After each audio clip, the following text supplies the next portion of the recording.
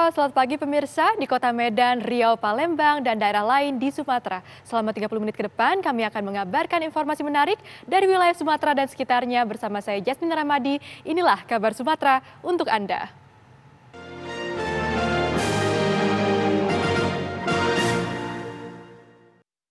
Pada malam tanggal 8, saudara berada di rumah sakit, benar? Betul. Benar. Pada saat itu lagi piket ya? Saya ke bagian piket, betul. Bagian piket. Mohon maaf, boleh dibuka saja supaya keterangannya jelas. Apakah malam itu benar saudara menerima jenazah? Betul? Betul. Atas nama siapa waktu itu? Kami menerima atas nama Nofriansyah Yosua. Nofriansyah Yosua Huta Barat itu ya? Betul. Ketika menerima jenazah itu, apa yang pertama ahli lakukan? Mohon izin, kami terima jenazah datang diantar oleh ambulans. Diantar ambulans. Itu sekitar pukul 20 lewat, jam 8 malam lewat. Kurang lebih ya? Siap. Kemudian kami menunggu sesuai dengan prosedur yang ada di rumah sakit kami untuk melakukan pemeriksaan. Diperlukan adanya surat permintaan tertulis dari pihak penyidik. Jadi saat jenazah datang, kami tempatkan jenazah di ruang transit, kemudian kami berkoordinasi dengan penyidik untuk dipersiapkan surat permohonan pemeriksaan. Oh, jadi malam itu apakah ahli langsung melakukan pemeriksaan terkait dengan jenazah? Malam itu setelah surat permintaan visum datang, kami segera melakukan pemeriksaan. Ketika saudara melakukan pemeriksaan terkait dengan jenazah yang atas nama Nofriansyah Yosua Huta Barat, metode apa yang Anda lakukan ketika itu? Kami melakukan pemeriksaan sesuai permintaan dari pihak penyidik, yaitu untuk dilakukan pemeriksaan luar jenazah dan pemeriksaan dalam atau otopsi. Pemeriksaan luar dan pemeriksaan dalam? Betul. Spesifiknya apa yang Anda temukan? Pada pemeriksaan luar, kami menemukan satu orang jenazah laki-laki, kemudian masih berpakaian, menggunakan satu helai kaos lengan pendek berwarna putih dalam kondisi berlumuran darah, kemudian satu helai celana panjang bahan jeans berwarna biru. Kemudian setelah kami bersihkan jenazahnya, kami menemukan adanya beberapa luka yang kami simpulkan sebagai luka tembak. Luka tembak. Apakah luka tembak itu dikatakan luka tembak masuk apa luka tembak keluar? Berdasarkan pemeriksaan dan karakteristik dan pola gambaran luka yang ada pada tubuh jenazah, kami mengidentifikasi adanya luka tembak masuk dan luka tembak keluar. Luka tembak masuk dan luka tembak keluar. Betul. Boleh ahli jelaskan berapa luka tembak masuk yang ahli temukan? Yang saya temukan pada pemeriksaan, kami temukan adanya 7 buah luka tembak masuk serta 6 buah luka tembak keluar. Bisa dijelaskan di titik-titik mana saja? Baik, yang pertama dari atas ke bawah izin, kami menemukan satu luka tembak masuk di kepala bagian belakang sisi kiri, kemudian di bibir bawah sisi kiri, kemudian di puncak bahu kanan, kemudian di dada sisi kanan, di pergelangan tangan kiri sisi belakang, serta di kelopak bawah mata kanan, dan terakhir di jari manis tangan kiri untuk luka tembak masuk. Luka tembak masuk semua itu ya? Betul. Jadi dari belakang, kepala, ya, kepala, bibir, dada, kiri kanan, dada sisi kanan, terus puncak bahu kanan, terus pergelangan tangan kiri, terus dan jari manis tangan kiri. Betul. Kalau luka tembak keluar? Luka tembak keluar kami temukan di puncak hidung, kemudian di leher sisi kanan, di lengan atas kanan sisi luar, di pergelangan tangan kiri sisi depan, serta di jari manis tangan kiri tapi sisi dalam. Jadi 6 ya? Betul. Yang satunya itu yang tidak tembus itu yang mana? Yang kami temukan bersarang ada di dada. Di dada kanan ini yang di sini ya? Dada sisi kanan, iya. Dada sisi kanan. Bersarang itu artinya ditemukan proyektil atau tidak? Ya, kami temukan satu buah proyektil anak peluru pada saat pemeriksaan otopsinya di rongga dada. terkait dengan luka tembak yang masuk yang 7. Apakah luka tembak masuk yang 7 ini adalah bagian yang mematikan? Bisa ahli jelaskan? Dari 7 buah luka tembak masuk yang kami temukan, ada 2 yang bersifat fatal atau Sifat fatal. dapat menimbulkan kematian, yaitu luka tembak pada dada sisi kanan. Dada sisi kanan, Betul. luka tembak pada dada sisi kanan. Yang kedua, Luka tembak masuk yang ditemukan pada kepala bagian belakang sisi kiri. kepala bagian sisi. Apakah saudara ahli bisa mengidentifikasi korban itu setelah saksi periksa matinya kapan? Kalau perkiraan waktu kematian, kami perkirakan berdasarkan ilmu tanatologi Ya, Pak Jaksa. Jadi berdasarkan keilmuan itu kami menemukan korban meninggal antara 2 sampai 6 jam sebelum dilakukan pemeriksaan luar. jadi korban itu diperkirakan menurut ilmu panatologi antara 2 sampai 6 jam sebelum saudara ahli Pemeriksaan. lakukan pemeriksaan. Betul. Pada saat melakukan pemeriksaan, apakah dilakukan bedah juga? Betul, setelah pemeriksaan luar kami lanjutkan dengan pemeriksaan dalam atau bedah mayat. Bedah mayat ya. Pada saat Anda melakukan bedah mayat, apakah organ-organ yang melalui peluru atau proyektil tersebut apa? Atau misalnya bisa nggak ahli gambarkan biar jelas? Ya, baik. Berdasarkan memang keilmuan kami untuk menilai saluran luka atau lintasan anak peluru masuk ke Lintasan dalam anak peluru, tubuh, betul. ya, dari kepala bagian belakang itu dia menembus rongga kepala, mengenai tulang tengkorak, kemudian mengenai otak, kemudian dia keluar pada atap tulang tengkorak dan keluar di daerah hidung. Keluar di daerah hidung. Betul. Kemudian untuk luka tembak yang kedua di bibir bagian bawah sisi kiri, itu salurannya kami periksa mengenai bibir bawah sisi kiri, masuk mengenai rahang bawah sisi kanan, kemudian mematahkan tulang rahang dan keluar di leher sisi kanan. Oke. Kemudian berikutnya ada di puncak bahu kanan sebagai luka tembak masuk, itu kami telusuri lintasan anak pelurunya keluar pada lengan bawah kanan lengan atas kanan sisi luar. Sisi luar. Betul. Kemudian luka tembak masuk yang pada dada sisi kanan itu mengenai iga ketiga keempat kanan depan, kemudian menembus rongga dada dan merobek organ paru, kemudian dia bersarang pada iga ke-8 kanan belakang. Kemudian luka tembak yang ada pada pergelangan tangan kiri sisi belakang itu kami telusuri, dia keluar di bagian depannya. Bagian depannya. Kemudian luka tembak masuk yang pada kelopak bawah mata kanan sisi luar, dia keluar di bagian dalam dari kelopak bawah mata kanan. Kemudian yang terakhir luka tembak masuk pada jari manis tangan kiri, masuk dari sisi dalam keluar pada sisi keluar. Itu. Apakah luka tembak masuk ini ahli juga menghitung derajat kemiringan atau perkenaannya, menghitung juga? Kalau kami dari kedokteran forensik menilainya adalah sudut masuknya anak peluru Sudut terhadap masuk. permukaan kulit, betul. Betul ya. Kalau sudut masuknya anak peluru yang di otak itu tahu kemiringannya berapa derajat atau apa? Kalau berdasarkan perhitungan kami sesuai dengan karakteristik luka dan klim lecet yang ditemukan pada luka, itu masuknya tegak lurus atau 90 derajat. 90 derajat. Bisa nggak di 90 derajat ahli gambarkan atau ilustrasikan posisi ketika dia ditembak, apakah pada saat berdiri, duduk atau tertidur? Kalau posisi kami tidak bisa. Tidak sampai ke betul. situ, tapi hanya bisa menjelaskan bahwa perkenaan tembakan itu dari alurnya itu kelihatan 90 derajat. Betul, itu ya. yang di kulit, betul. Yang di kulit itu ya. Terus kalau di dada? Kalau di dada berdasarkan karakteristik pola lukanya itu juga 90 derajat. 90 derajat ya. Oke.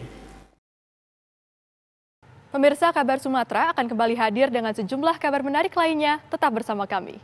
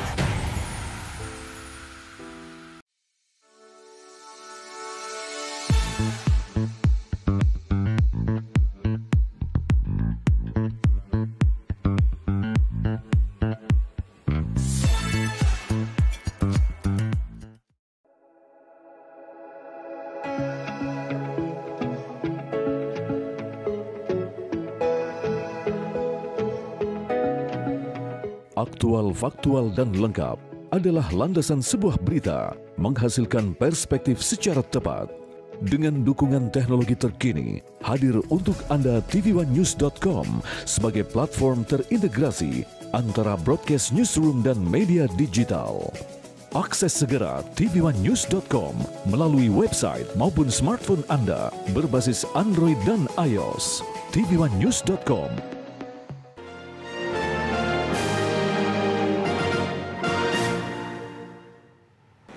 Satu majikan di lantai 2 dan 2 orang ART di lantai dasar. Kemudian ada satu ajudannya itu naik ke lantai 2. Ajudan ini sudah lama bekerja dengan majikan tersebut. Ajudan ini termasuk orang yang dipercaya oleh majikan tersebut.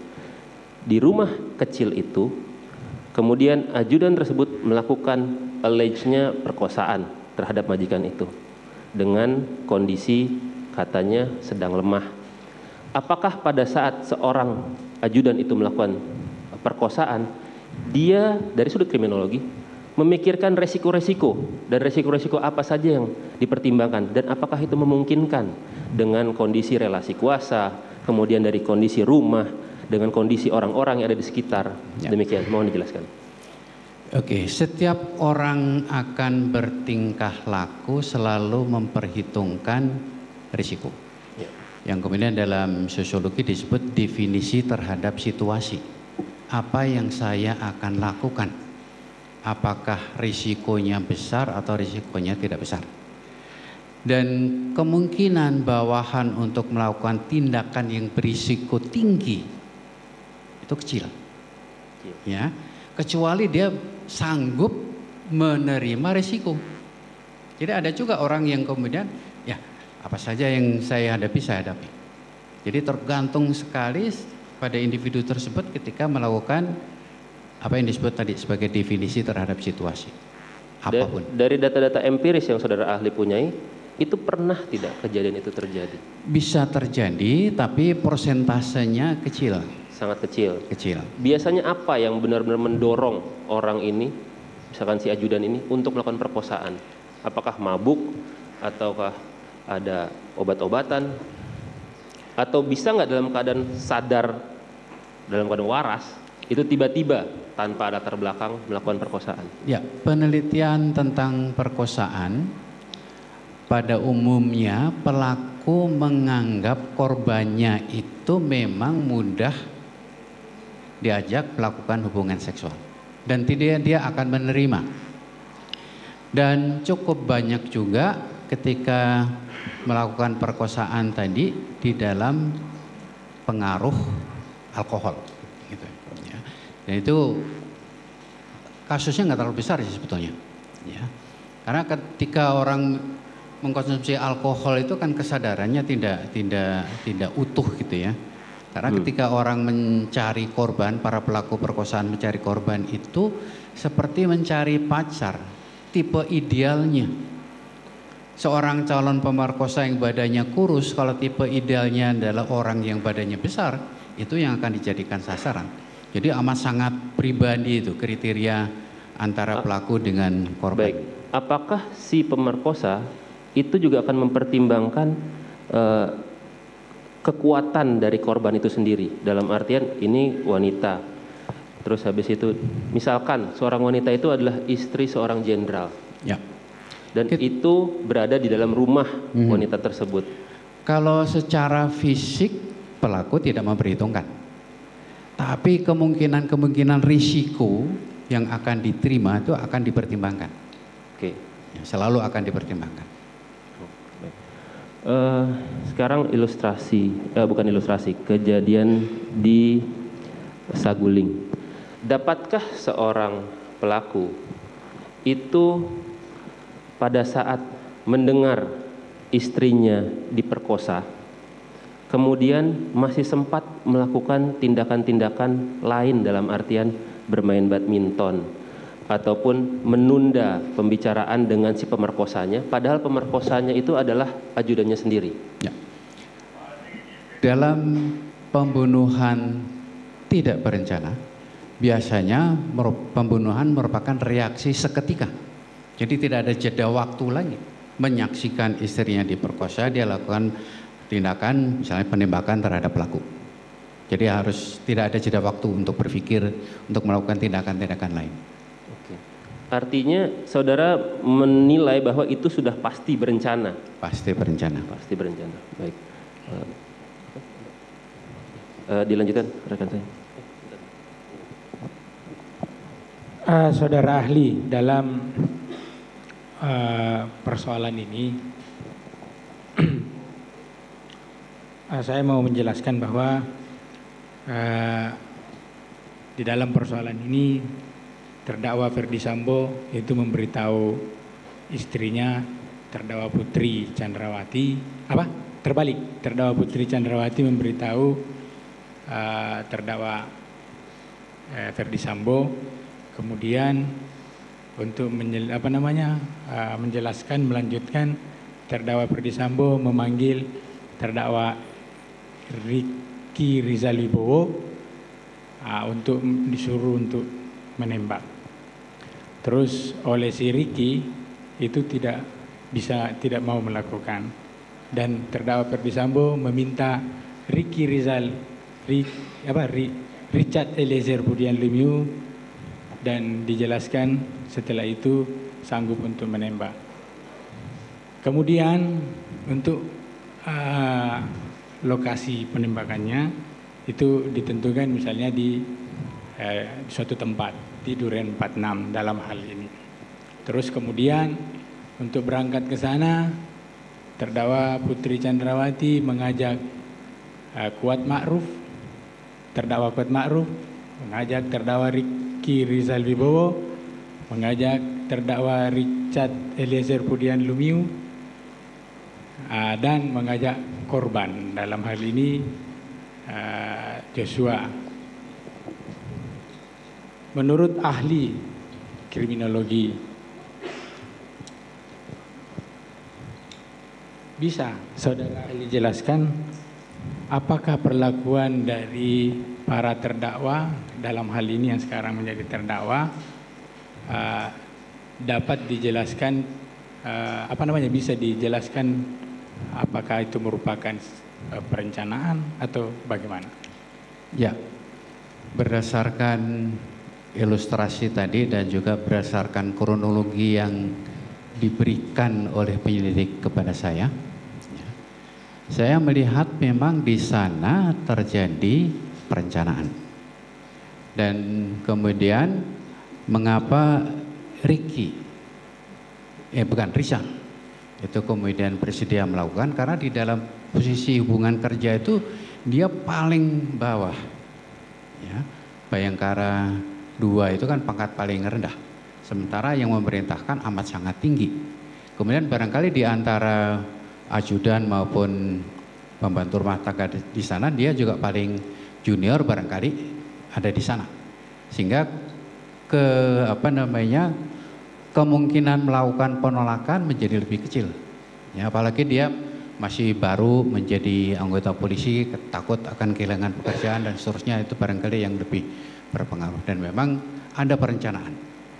Itu menurut keahlian ahli bahwa ini adalah perencanaan ya. Bisa ahli jelaskan terkait dengan kronologis dan yang saya sampaikan tadi, kronologis singkat juga, itu peran masing-masing dalam keilmuan saudara bisa dijelaskan? Ya. Di dalam perencanaan itu pasti ada aktor intelektualnya yang paling berperan di dalam mengatur.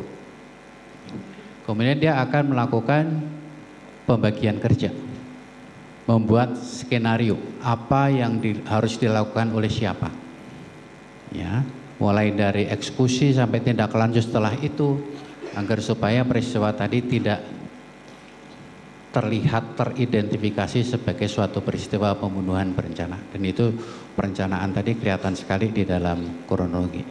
Kalau perannya yang lain?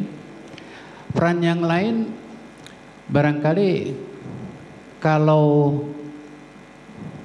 istri dari terdakwa, barangkali itu dalam taraf yang kurang lebih sama karena majikan.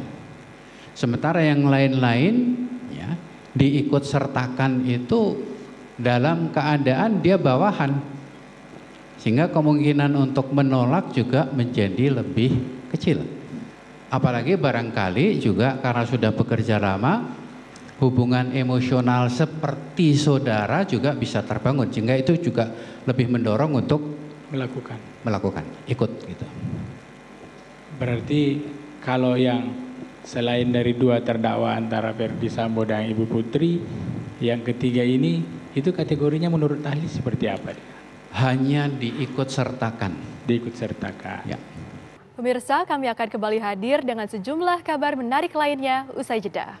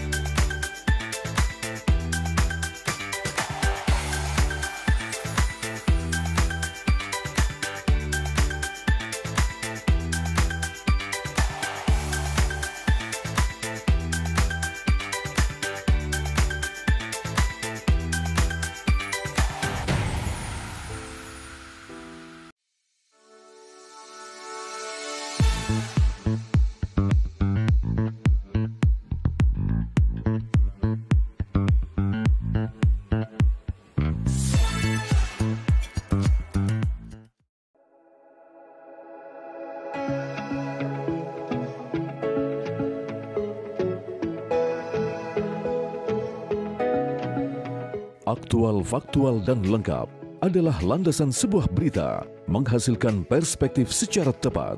Dengan dukungan teknologi terkini, hadir untuk Anda tvOneNews.com sebagai platform terintegrasi antara broadcast newsroom dan media digital. Akses segera tvOneNews.com melalui website maupun smartphone Anda berbasis Android dan iOS. tvOneNews.com.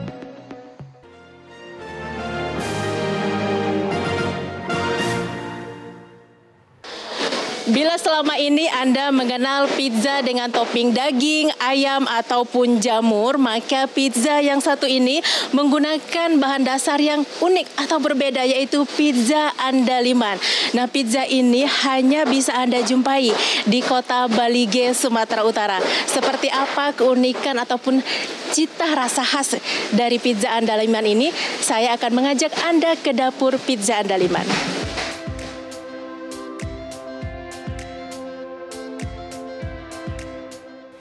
Restoran Pizza Andaliman berdiri sejak 2015 di Kota Balige, Sumatera Utara. Dari namanya saja, restoran ini mengandalkan citra rasa lokal. Karena andaliman adalah bumbu dapur sejenis merica khas tanah Batak.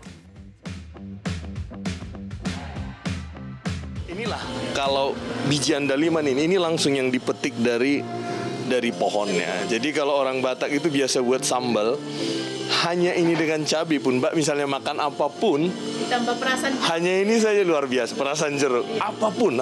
Tapi sambal mentah, cabai rawit dengan ini sudah enak. Nah, ini di kulitnya ada teman saya yang memang meneliti ini dari TB, bahwa dia ada di kandungan yang seperti atsiri yang membuat, mungkin ini juga salah satu membuat orang Batak sangat pemberani. Jadi di kulitnya itu membuat seperti ada energi yang membuat kita seperti itu ya. Saya sampai bilang ini andaliman ini andalkan iman. Jadi orang Batak mungkin salah satu yang membuat orang Batak itu berani-berani mungkin. Nah ini kita buat di toppingnya nih. Dikit ya ditaruh di topping sebagai pewangi, nanti kerasa walaupun dia sedikit tapi akan cukup terasa ya.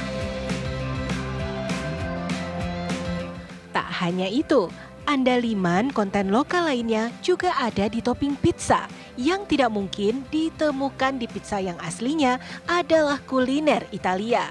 Seperti teri Medan, daun bawang, dan kacang panjang. Dengan inovasi ini, pemilik restoran mencoba bersaing dengan restoran pizza Waralaba. Makasih Kak. Enak. Pertama kali. Ya, bakal nyoba lagi. Pernah nyobain menu seperti ini di mana? Belum, justru unik ya. Kita cobanya baru di sini. Andaliman kan khas Batak ya, coba gitu. Aneka pizza andaliman dijual dengan kisaran Rp65.000 hingga Rp80.000. Nama andaliman yang merupakan produk tani khas Batak juga menjadi daya tarik tersendiri bagi turis yang mencari kuliner khas Balige. Dari Kota Balige, Sumatera Utara, Wanasari Ferrari Narotama, TV One mengabarkan.